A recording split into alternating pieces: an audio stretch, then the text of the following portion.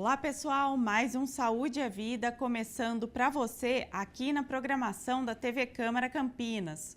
Hoje nós vamos falar sobre a febre maculosa. Mas antes eu tenho um recado para você que está em casa, que para participar do Saúde é Vida e sugerir um tema aqui para o programa é bem fácil. É só você entrar em contato pelo nosso WhatsApp. O DDD é o 19, o número é o 97-829-3776. Vai aparecer aí na sua tela também um QR Code para você acessar pelo celular.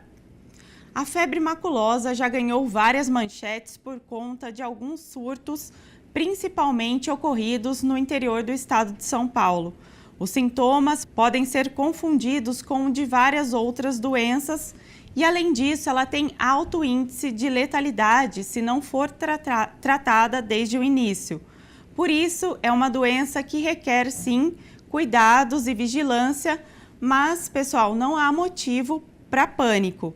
E para falar sobre esse tema, a convidada do programa de hoje é a Cláudia Murta, infectologista do Hospital Felício Roxo. Doutora, muito obrigada pela sua participação aqui no Saúde à Vida. Oi, Ana. Olá, todo mundo. Eu que agradeço o convite para a gente conversar e esclarecer um pouco sobre essa doença. Exatamente. Eu acho que para a gente começar então, doutora, eu gostaria que você explicasse um pouquinho o que é a febre maculosa e por que ela leva exatamente esse nome. Febre maculosa é uma doença causada por uma bactéria, a Rickettsia. Existem vários tipos de Rickettsia e a febre maculosa ela não é exclusiva do Brasil. Lá nos Estados Unidos chama, por exemplo, febre maculosa das Montanhas Rochosas, que é o local onde tem mais casos. E o nome da doença vem porque ela causa febre e ela causa máculas. O que são máculas? São manchas na pele. Então, basicamente, é uma doença caracterizada por febre e manchas no corpo. Daí o nome dela. Doutora, qualquer carrapato, você disse que tem um específico, né? Mas existem muitas outras espécies. Podem causar essa febre maculosa? Quem causa a febre maculosa não é o carrapato. O carrapato, ele transmite a bactéria que causa a doença. Então, Rickettsia é o nome da bactéria e o carrapato que está associado à transmissão da febre maculosa é o chamado carrapato estrela, aquele carrapato pequenininho, que muitas vezes é conhecido também pelo nome de micuim. É um carrapato que é visto muito em regiões de gramados ou perto de cachoeira. Ele gosta muito de capivaras, de cavalos. Ocasionalmente, ele pode vir também para cachorros que circulam nessas áreas. Mas a primeira coisa que a gente tem que falar é, primeiro, não é todo carrapato que transmite febre maculosa. É só o carrapato estrela. E a outra coisa é, a imensa maioria dos carrapatos estrela não estão contaminados pela bactéria, ou seja, não vão transmitir a febre maculosa. Como que é então, doutora, essa transmissão? Eu gostaria que você explicasse, né, para o pessoal que está em casa acompanhando. O carrapato, ele pica a pessoa, é isso? E aí transmite a febre maculosa. Isso mesmo. O carrapato estrela, aquele que estiver contaminado pela bactéria, quando ele picar uma pessoa, habitualmente quando a gente pega um carrapato, ele se fixa ali na nossa pele, né? E ele começa a sugar o nosso sangue, porque é assim que ele se alimenta. Não é imediata essa transmissão da bactéria para a gente. O carrapato ele tem que ficar ali na pele algumas horas, geralmente aí umas 4 horas, para dar tempo dele se instalar, picar a gente e transmitir a bactéria. Então, esse período de algumas horas é um período importante porque a pessoa está caminhando num lugar que tem mais risco de carrapato, que é sabidamente um local que tenha mais animais, capivara, cavalos. é importante olhar a pele várias vezes, assim que possível, olhar, porque se tiver pego um carrapato, tira esse carrapato logo e não vai ter risco de transmissão. Então, a transmissão é pela picada do carrapato que fica em contato com a gente por algum período de horas. Ou seja, se a pessoa encontrou o carrapato ali, né, tá na pele e for menos de 4 horas que ele tá ali, então não oferece esse risco, é isso? Esse número de 4 horas é uma média, né, que é estimada. Claro que pode acontecer a transmissão um pouco antes, ou podem ter pessoas que ficam mais tempo com o carrapato e acabam não se contaminando. Mas é uma média isso. Por isso que a gente fala que assim que possível, olhar a pele para ver se tem algum carrapato, eles são pequenininhos, né, para retirar o mais rápido possível. Certo. E doutora, a febre maculosa, ela é transmitida de pessoa para pessoa? Não, não existe transmissão de pessoa para pessoa. A transmissão é só pela picada do carrapato estrela que esteja contaminado por essa bactéria. Então, se alguém da família, por exemplo, está com febre maculosa, se eu cuidar dessa pessoa, ajudar a tomar um banho, dar alimentação, não tem risco nenhum de transmissão de uma pessoa para outra. Isso é muito importante. Outra coisa importante também é que não quer dizer que saiu um grupo de amigos ou uma família e foi caminhar e, por exemplo, 10 pessoas foram picadas por um carrapato. Mesmo que seja numa região de transmissão de febre maculosa, não quer dizer que as 10 pessoas vão ficar doentes. Claro que não. Né? Como nós falamos, o carrapato ele tem que estar contaminado pela bactéria. Então, não é todo carrapato que transmite. Doutora, até uma curiosidade, a maioria dos carrapatos estrelas, eles estão contaminados ou é uma minoria que está contaminada? Felizmente, é a minoria que está contaminada. A minoria, então. E há áreas endêmicas ou com mais risco? A gente sabe, né, por exemplo, o interior aqui de São Paulo, né, a gente tem bastante casos, né, o número de capivaras também tem aumentado. No Brasil, as regiões onde existe mais notificação da doença são as regiões Sudeste e a região Sul. O carrapato, ele se desenvolve em especial na época de seca, então esses meses que a gente está entrando agora, né, maio, principalmente de junho até outubro, é a época em que existe uma população maior de carrapatos. E aí o risco de transmissão da doença, ele é maior exatamente porque tem mais carrapato e aí a gente fica mais exposto. E doutora, quando começam a aparecer os sintomas? Acho importante a gente falar sobre isso também. A pessoa foi viajar, né? Foi para uma área de mata, aí depois de alguns dias ali, começou a apresentar alguns sintomas. Quando esses sintomas começam a aparecer e quais também são esses sintomas, os principais? O período de incubação da doença, quer dizer, desde que o carrapato me picou até começarem os sintomas, é em torno de 7 dias.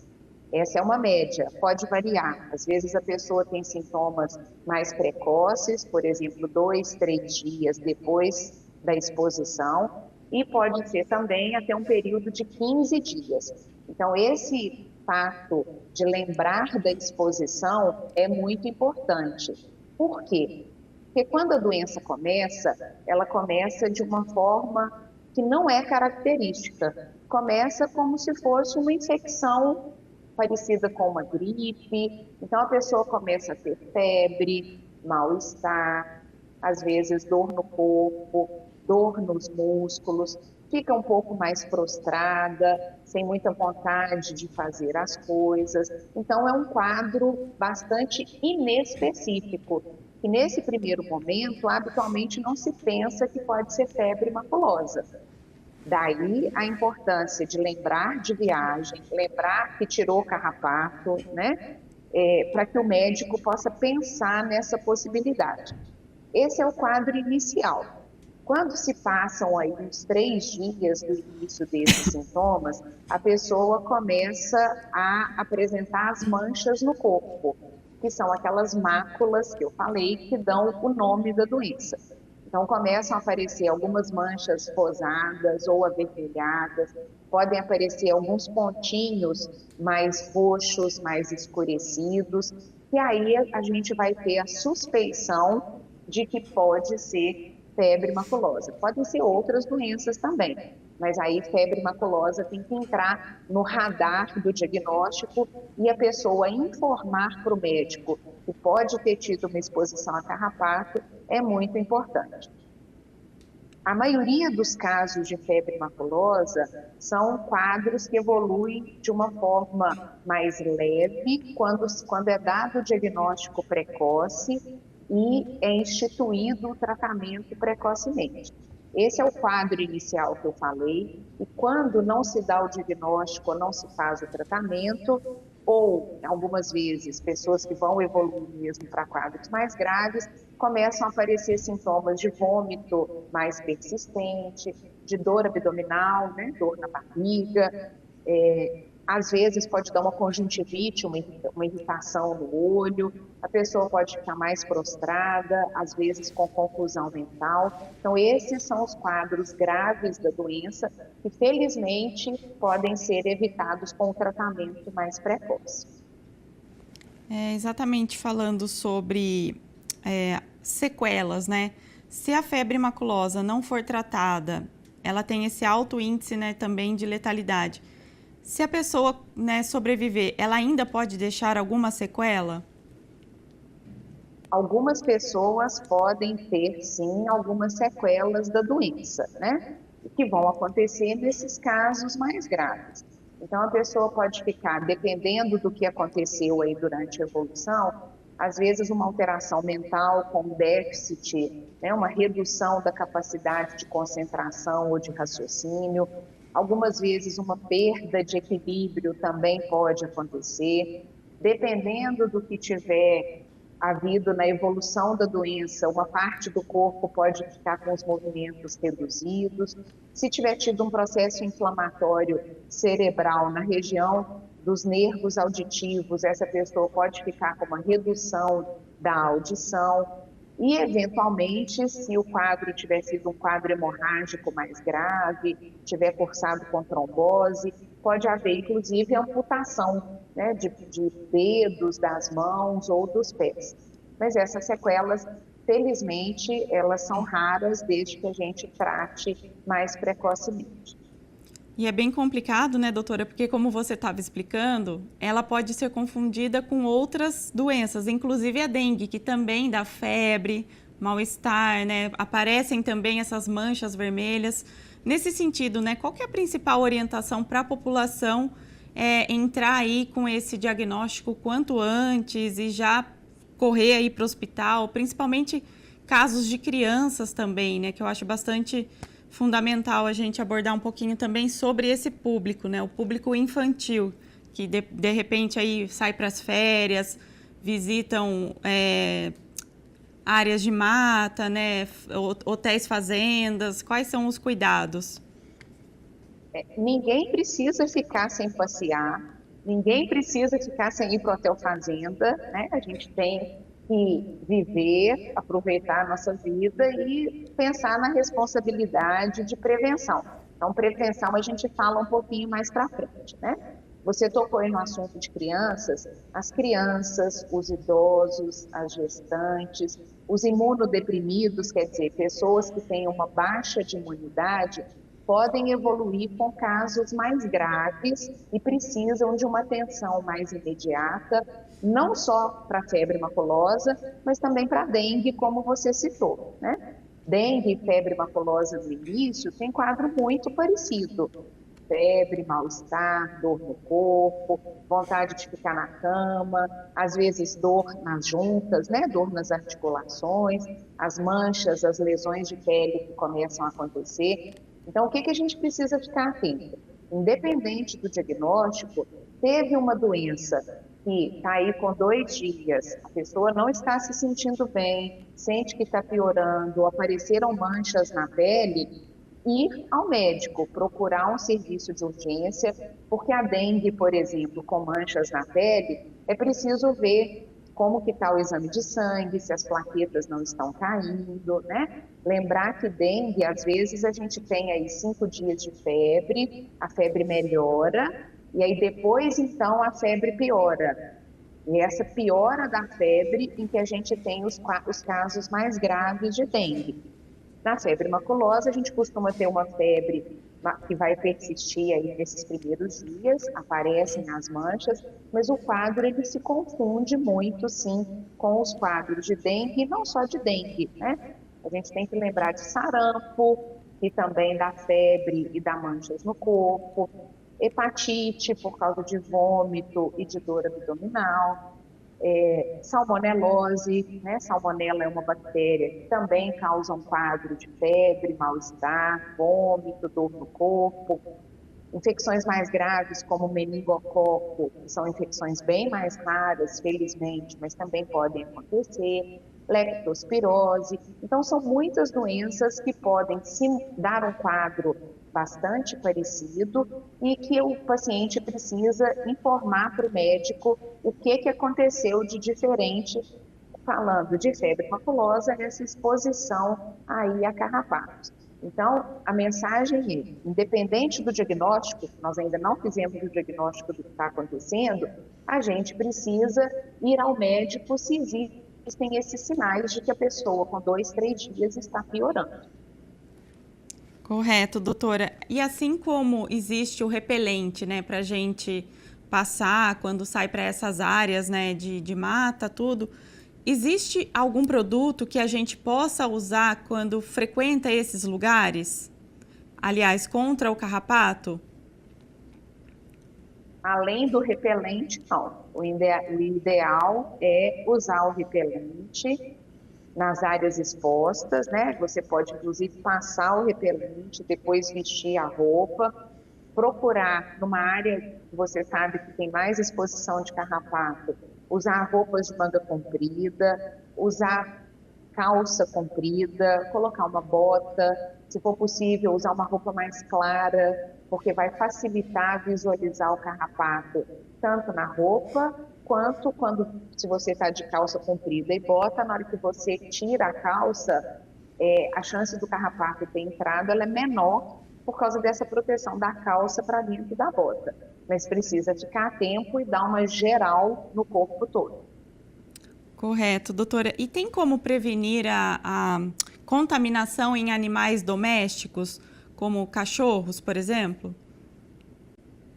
O cachorro, por exemplo, se eu estou na minha casa e levo o cachorro para fazer uma caminhada no interior, e aí nesse lugar é um lugar que tem grama, tem cavalo que passou por ali, ou é uma área que tem uma lagoa e tem capivaras, o carrapato, ele fica ali no solo, procurando um novo hospedeiro. Ele se desenvolve, as larvas, né, o ovinho do carrapato se desenvolve ali e ele vai procurar um hospedeiro. Então, o nosso cachorro, quando ele vai passear, ele também precisa de cuidado, porque o cachorro gosta muito, né, de correr, às vezes vai deitar na grama, vai rolar na cama. Então, o ideal é que o nosso cachorro, quando é levado para um hotel fazenda ou para uma caminhada perto de uma cachoeira, que esse cachorro esteja protegido. Então, tem remédio que a gente pode dar para o cachorro tomar e que vai proteger durante alguns meses. Tem remédio que pode ser colocado na pele do cachorro, geralmente aqui atrás da nuca, né? E existem as coleiras também. Então, o cachorro deve estar protegido, porque se ocasionalmente ele adquirir um carrapato estrela que esteja contaminado com a bactéria, eventualmente na nossa casa, esse carrapato pode sair do cachorro, pode nos picar e aí transmitir a doença para a gente. Essa questão dos ovinhos, né, dos carrapatos, quanto tempo eles conseguem sobreviver ali no meio ambiente, por exemplo? Depende muito da temperatura, depende da umidade, né? é muito difícil prever isso, não tem jeito da gente falar assim, passou uma capivara contaminada ali perto daquela lagoa e os carrapatos botaram seus ovos ali, vai durar uma semana, 15 dias, um mês, pode durar meses, né? Eles podem ficar aí, porque vai vir outra capivara, vai vir outro cavalo, então não tem jeito da gente falar quanto tempo esse ovo vai ficar viável. O que a gente sabe é que, por exemplo, se tem uma grama, e essa grama é cortada mais baixinho e tem uma exposição de sol maior, a possibilidade desses ovos não se desenvolverem, ela é maior. Então, provavelmente, vai ter mais morte desses ovos do que numa situação de grama mais alta e com menos temperatura. Mas isso são coisas da natureza, a gente não consegue ter domínio sobre isso. Por isso que é importante entender que a maioria dos casos de febre maculosa vão acontecer agora, de junho até outubro, que é quando a gente tem uma população maior de carrapatos, né, propiciado aí pelo clima seco, e com isso a gente tem que ficar mais atento ao diagnóstico para tratar precocemente. Com certeza, né? Tomar mais esses cuidados. Doutora, a gente vai fazer um rápido intervalo agora, porque no próximo bloco nós vamos falar sobre prevenção, diagnóstico e tratamento para a febre maculosa. Nós já voltamos.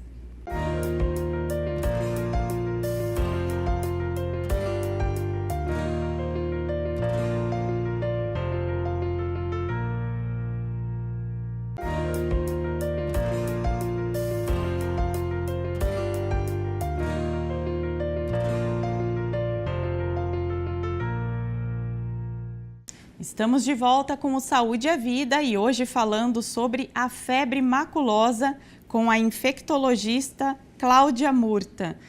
Neste bloco, né, doutora Cláudia, nós já falamos no primeiro bloco sobre alguns aspectos dessa doença, sintomas, né, como que a gente pode tomar certos cuidados ao ir, né, visitar alguns lugares específicos. E agora eu gostaria de falar com você especificamente sobre a prevenção. Como que as pessoas podem prevenir essa doença? Quais são os principais cuidados, então? O principal cuidado é a gente evitar a exposição. Se a gente sabe que tem uma área que teve uma transmissão, teve algum caso de febre maculosa, então evitar aquela área. Infelizmente, nem sempre isso é possível. As pessoas que trabalham, por exemplo, e precisam ir para o pasto, né, ou precisam fazer o seu trabalho ali naquela região. Então, qualquer um, quando vai para qualquer lugar de risco de exposição, a gente pensa sempre na cobra, né? Não posso ir no mato, tem que pensar onde que eu vou olhar, onde eu vou pisar. Então, pensar na possibilidade do carrapato. E como que a gente se previne? E aí é uma prevenção que é contra o carrapato, mas que a gente tem que pensar também nos mosquitos que transmitem dengue, né? Que transmitem febre amarela. Então, nós temos que fazer uma prevenção no geral. Passar por repelente no corpo, tentar usar roupas de manga comprida, calça comprida, para evitar ao máximo essa exposição. Se é uma área densamente populada de carrapatos, o ideal é colocar inclusive a calça para dentro da bota, as pessoas que trabalham nesses locais, colocar a calça dentro da bota e até dar uma amarrada ali, colocar uma fita, né, prender uma bota mais apertada, para dificultar a entrada do carrapato. O carrapato ele é mais escuro um pouquinho, então se a gente usar uma roupa mais clara, fica mais fácil a gente olhar ali na calça se tem carrapato. Identificou, por exemplo, durante uma caminhada, saiu para fazer trilha com os amigos, identificou que tem carrapato ali, né, olha a roupa de todo mundo, procura um lugar que não tenha muito gramado, por exemplo, um lugar mais de pedra, puxa a calça, olha ali se tem algum carrapato que conseguiu entrar, já tira aquele carrapato, né, para evitar dele ficar muito tempo. E sempre que voltar para casa ou para o hotel onde está hospedado, também olhar o corpo. A maioria das vezes o carrapato vai entrar lá por baixo, né, porque ele está ali na grama, então ele vai aderir ali na nossa roupa, na perna, vai procurar um buraquinho para entrar, mas ele pode subir. Então, às vezes, a gente vai ter uma picada de carrapato na barriga, às vezes no braço, eles gostam de lugar mais quentinho, então olhar na virilha, né, nas dobrinhas do corpo, porque às vezes nesses lugares a gente acha o carrapato. Achou o carrapato, tem que tirar. Não é bom espremer o carrapato ali pertinho de onde você tirou, porque se tiver alguma bactéria ali, existe o risco de contaminar, já que a pele está ferida. Então, não espremer ali por perto, e sempre lavar as mãos depois que tirar os carrapatos.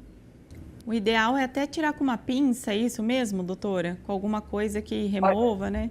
Pode tirar com uma pinça, né? Mas aí tem que ter cuidado para não machucar a pele na hora que estiver puxando e não apertar o carrapato para ele não estourar ali pertinho do lugar onde ele picou, né? E tirou o carrapato, seja com pinça, seja com a mão, lavar as mãos e lavar aquele lugar também.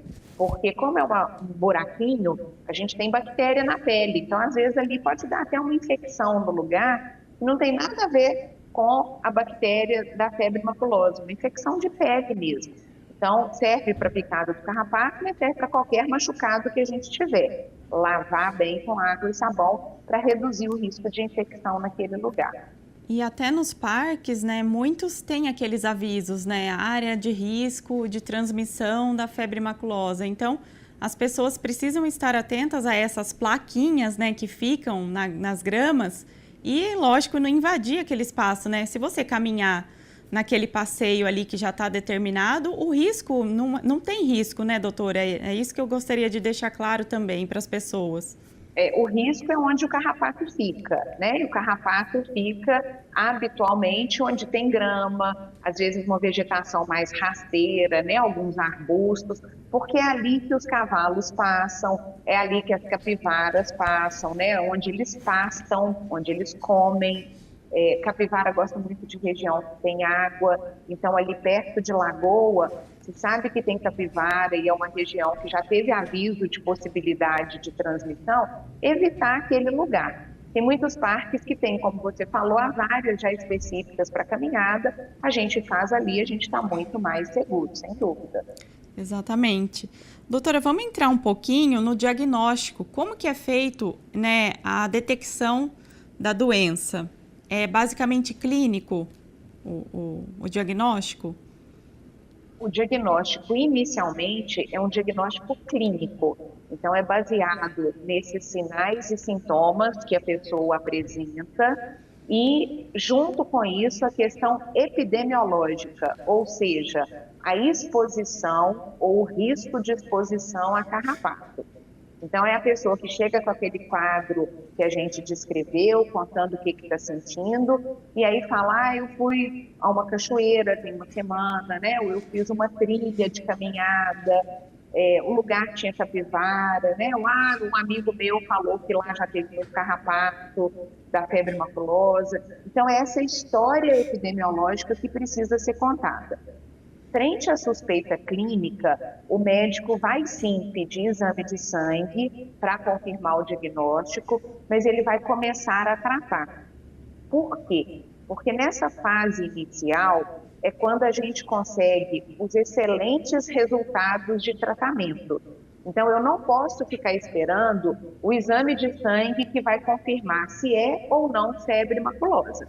Nesse primeiro momento, o médico pode fazer um hemograma, que é o exame de sangue comum, para ver se tem alguma anemia, ver as plaquetas que fazem a coagulação do sangue, ver os leucócitos que fazem a defesa do sangue, às vezes algum exame para ver o rim ou para ver o fígado, depende da apresentação inicial.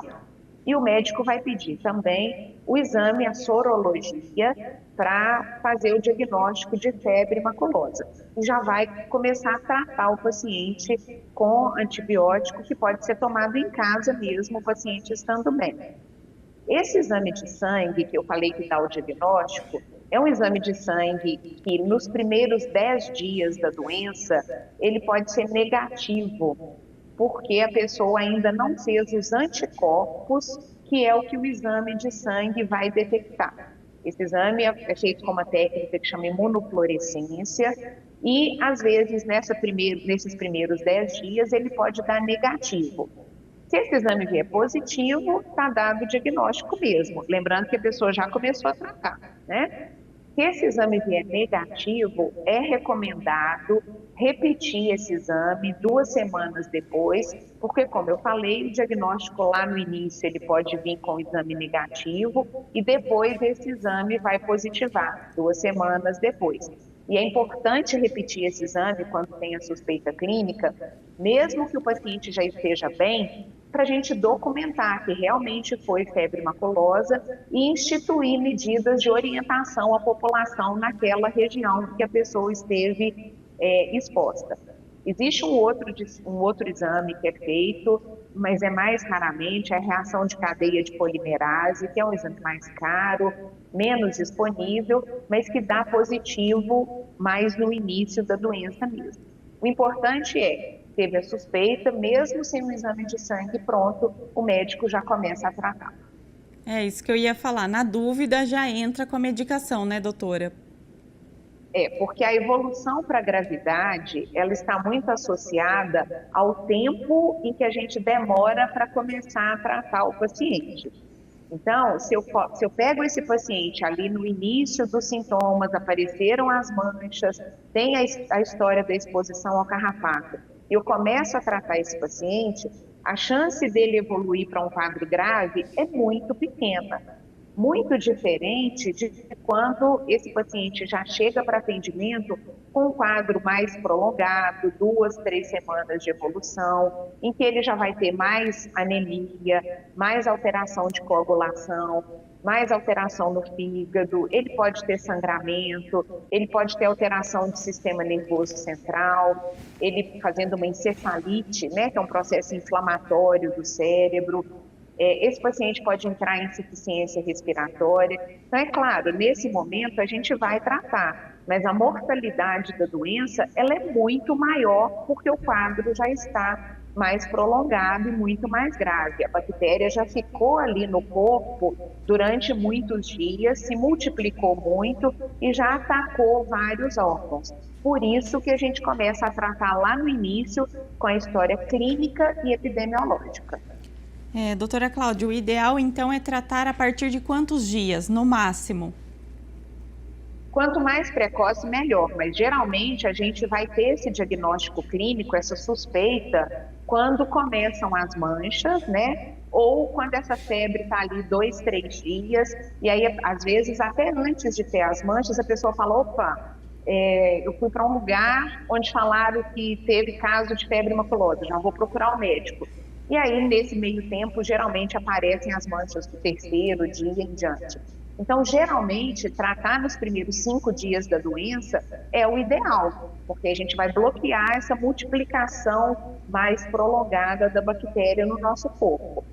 Descobriu no 5º dia, ótimo, vamos tratar no 5º. Descobriu no 7º, vamos tratar. No 10º, a mesma coisa. Quanto mais precoce, melhor. Então, não esperar ficar grave em casa para procurar o médico. E eu não estou falando só de febre maculosa, né? Outras doenças, a gente está em casa, está piorando, precisa procurar o médico para ser tratado o mais rapidamente possível. Sim, com certeza. Doutora, no caso, né, falar um pouquinho agora sobre o tratamento. Você disse que geralmente são aí doses, né, de antibiótico. Como que é todo esse processo? Quanto tempo leva esse tratamento? A bactéria Rickettsia, ela é sensível a algumas classes de antibióticos, tetraciclinas, cloranfenicol, e habitualmente a gente usa uma medicação que está disponível nas farmácias, claro, que é com prescrição médica, a gente não pode ficar tomando antibiótico por conta própria. Primeiro, porque tem que dar o diagnóstico. Segundo, porque antibiótico tem que ser guiado para suspeita. Então, é um antibiótico que está disponível, é tomado por via oral, habitualmente muito bem tolerado. Às vezes a gente muda um pouco, né? Pode ser doxiciclina, pode ser cloranfenicol, varia da idade da pessoa, né? Se tem suspensão, porque no caso de criança não vai conseguir engolir comprimido grande, né? Então a gente direciona para criança, para o adulto, ver o que a pessoa toma de outras medicações, ver se tem algum problema de saúde. Então, a gente adequa o tratamento para aquela pessoa individualmente. Habitualmente, o antibiótico é tomado 2 vezes por dia, durante um período aí de 10 a 14 dias, e às vezes um pouquinho menos, mas em geral é isso, 10, né, 1 a 2 semanas. E logo que a pessoa começa a tomar, a gente vai observar uma melhora clínica, e com 2 dias, 3 dias, a febre começa a reduzir, a febre vai embora e a pessoa começa a se sentir melhor, que é a ação do antibiótico. Então, volto a dizer, ir ao médico para que seja individualizado o tratamento, para que corra tudo bem. Eventualmente, a pessoa pode estar tomando antibiótico e pode ainda não ter melhorado o tanto que se esperava. Volta ao médico para ver se está acontecendo alguma alteração no organismo. Às vezes tinha uma alteração no fígado, né, e o organismo não está se adaptando bem, tanto a doença quanto o antibiótico podem estar dando alguma outra alteração. Então, é importante voltar para a avaliação. E esses casos do antibiótico, eles são todos administrados em casa ou alguns casos são necessários hospitalização? Aqueles casos mais graves, em que a pessoa está vomitando e não consegue ingerir a medicação, ou que já estão com dor abdominal, né, dor na barriga, às vezes alguma dificuldade de respiração, ou o exame de sangue está mostrando alteração no fígado, ou alteração no rim, ou a pessoa está mais prostrada, às vezes desidratada, esses casos precisam ser tratados no hospital. Então, o médico vai internar esse paciente, vai observar o que é preciso, medicação para vômito, hidratar com soro, e aí a gente começa o antibiótico no hospital. A pessoa melhorou, pode terminar o tratamento em casa, sem problema. O hospital é o mínimo de tempo possível, mas é um tempo necessário para que essa pessoa que já tem um quadro mais grave possa se recuperar e terminar o tratamento em casa. E, doutora Cláudia, todos esses exames que são solicitados e até o tratamento, é tudo disponível pelo SUS? Sim, as unidades de atendimento públicas, elas estão capacitadas a fazer esse diagnóstico, mesmo que o exame não seja feito naquela unidade. Por exemplo, a pessoa foi para uma unidade de pronto atendimento. O exame específico de febre maculosa, ele não é feito ali naquele pronto-socorro. Ele é coletado e mandado para o laboratório central, o laboratório do estado, que reúne esses casos e vai fazer esses exames específicos. Mas o sangue, ele é sim coletado naquela unidade de pronto atendimento, em que a pessoa vai ter a sua história médica colhida, o exame de sangue feito, o tratamento já instituído e a notificação. É uma doença que precisa ser notificada, ou seja, o médico preenche uma folha notificando que ele está com uma suspeita de febre maculosa naquele paciente, exatamente para que o serviço de epidemiologia, a vigilância sanitária, possa saber que naquela região tem alguém com suspeita, acompanhar esse exame, ver se tem algum outro caso que tenha sido diagnosticado ali, levantar os alertas, né, epidemiológicos, orientar os médicos e orientar a população. Então, é fundamental essa notificação dos casos. Com certeza, isso que eu ia falar, é fundamental a pessoa informar, né, as autoridades médicas para que elas comecem a tomar as providências também, né, porque se ninguém comenta, né, o caso não é notificado e aí as pessoas continuam se contaminando, né, doutora? E mais do que isso, se a pessoa não falar para o médico que ela teve uma história de passeio numa cachoeira, ou que foi a uma lagoa, tinha capivara, né, ou que teve contato com cavalo, geralmente aí uma semana antes, como a gente falou, o médico pode não se atentar para esse diagnóstico, porque a história epidemiológica é muito importante. O paciente pode ser diagnosticado, por exemplo, como dengue, que dá um quadro muito parecido. Dengue a gente não trata com antibiótico. febre maculosa a gente trata com antibiótico. Então, é fundamental falar dessa exposição para o médico se atentar ao diagnóstico, prescrever o antibiótico, pedir o exame de sangue e fazer a notificação para que a gente fique alerta sobre a possibilidade de novos casos. Nem todo mundo que foi para uma cachoeira e está com febre vai ser febre maculosa, né? Por isso é importante a avaliação específica do médico dentro de um contexto todo de sinais e sintomas clínicos, alterações laboratoriais e a história epidemiológica. Exatamente. E, doutora, para a gente esclarecer aqui de uma forma, né, mais... de uma melhor forma, o que causa essa infestação em uma área assim por carrapatos, né? Qual que deve ser o procedimento das autoridades nesses casos? Tem uma área infestada. O que deve ser feito, né, num primeiro momento? No primeiro momento, o que precisa fazer é informar a população de que ali tem muito carrapato e de que houve transmissão de febre maculosa naquele lugar. Esse é o mais importante de ser feito, né? A medida inicial mais importante, para que as pessoas evitem aquela área até que seja feito algum controle. Qual controle vai ser feito? Isso realmente depende ali da vigilância epidemiológica, das zoonoses, né? O serviço de zoonoses vai atuar, ver se é cavalo que está solto, se é cavalo de um determinado proprietário, né? Área que tem muita capivara, é difícil controlar a capivara, elas se reproduzem e a gente tem que entender que aquele ali é o meio ambiente delas, né? Elas moram ali, a gente está indo para lá, então a gente tem que entender o que está acontecendo. Mas no primeiro momento, o mais importante é o alerta de que naquela região teve caso, se possível evitar a exposição naquele lugar e ficar muito atento, porque se alguém esteve naquela região e tem um quadro de febre, mancha no corpo, relatar que esteve nesse local para que o diagnóstico seja pensado e instituído o tratamento rapidamente. É assim que a gente vai evitar a evolução para os casos mais graves da doença.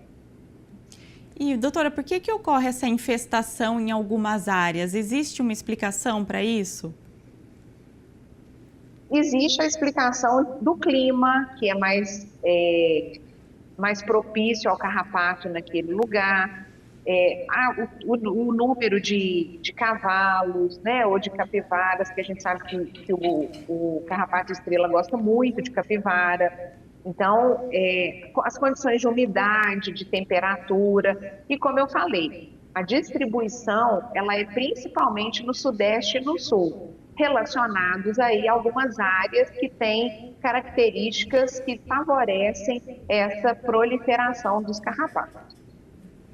Aqui em Campinas, né, por exemplo, a gente sempre teve esse problema, né, com febre maculosa, tem áreas com muitas capivaras e com casos com mortes, né, inclusive, e a prefeitura adotou o controle de natalidade, né, porque como você disse, são animais silvestres, eles estão ali no ambiente, né, no habitat deles e a gente não pode invadir ou retirar, né, enfim, então eles adotaram essa questão do controle, né, da taxa de natalidade aí dessa população de capivaras. Isso envolve o trabalho das zoonoses, né, junto aí com vigilância epidemiológica.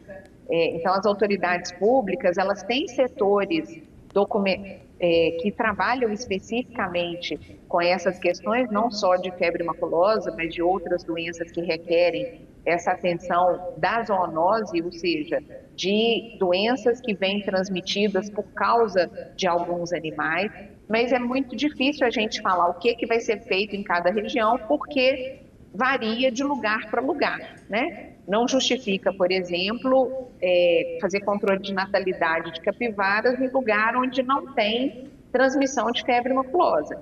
Mas em outros lugares onde tem esse problema, aí sim essa ação conjunta das zoonoses com a epidemiologia, a vigilância epidemiológica, ela é extremamente importante, né? Campinas, de vez em quando, sai na mídia, né? Em 2003, vocês tiveram vários casos com óbito, né? É uma doença que que a gente tem sempre que lembrar dela, em especial naqueles lugares que a gente já sabe que tem uma infestação cronicamente maior do que outros lugares. Doutora Cláudia, por que ainda não existe uma vacina contra a febre maculosa? Já foram feitos vários estudos, né, de vacina, chegou a ter inclusive uma aprovação inicial de uma vacina contra a riquétia, contra a febre maculosa, mas essa vacina não conseguiu dar uma proteção muito prolongada. Então, existem sim estudos em andamento, né, estudos de laboratório, mas ainda nada próximo da gente falar assim, daqui a 1 ano, 2 anos, eu vou ter vacina e essa vacina vai me dar uma proteção aí de longo prazo. Por enquanto, a gente não tem essa perspectiva de ter vacina em breve. Enquanto a gente não tem vacina, a gente vai se protegendo das outras formas e se cuidando.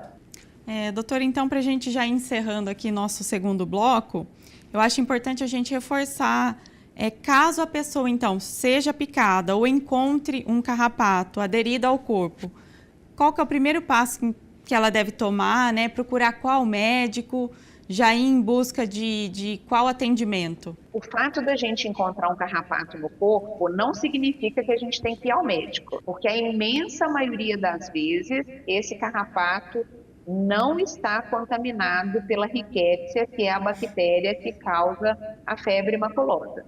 Então, encontrou um carrapato, tem que tirar imediatamente. E aí, tem que observar se vai evoluir com algum sintoma de doença. Então, hoje, por exemplo, fiz uma caminhada lá para uma cachoeira. Aí, cheguei em casa, fui tomar banho e achei 5 carrapatos. Eu tiro os 5 carrapatos, lavo ali aquele lugar com água e sabão e eu vou observar. Se aí nas próximas 2 semanas eu começar a ter um quadro de febre, de mal-estar, de ficar com o corpo mais prostrado, eu tenho que me lembrar. Eu tive carrapato, estou com febre, essa febre já tem aí 2, 3 dias, vou procurar um médico. E aí vai contar exatamente essa história para o médico. Podem aparecer manchas, as manchas às vezes são mais difíceis de serem vistas, né? Os idosos fazem menos mancha, então o diagnóstico ele tem que ser mais atento ainda. Às vezes, se a pessoa tem uma mancha mais clarinha, pode, dependendo do tom da pele, pode ser mais difícil de ver essas manchas. Então, se atentar. Tive o carrapato, não estava sentindo nada, passaram 2 semanas, acabou. Aquilo ali era um carrapato, entre aspas, comum. Mas, se eu começar a ter sintomas, aí eu tenho que procurar um médico e explicar. Tirei carrapato, fui passear numa cachoeira. Doutora, muito obrigada pela sua participação aqui no Saúde é Vida, trazendo tantas informações importantes aqui pra gente. Eu que agradeço, Ana. Foi um prazer compartilhar com vocês e orientar a população sem pânico, mas pensando sempre na nossa saúde. Um abraço a todos. Com certeza, doutora. O Saúde é Vida fica por aqui. Obrigada também ao pessoal de casa pela companhia. Lembrando que você pode conferir todos os conteúdos no YouTube da TV Câmara Campinas. E não se esqueça de nos acompanhar nas redes sociais. A gente se vê no próximo programa.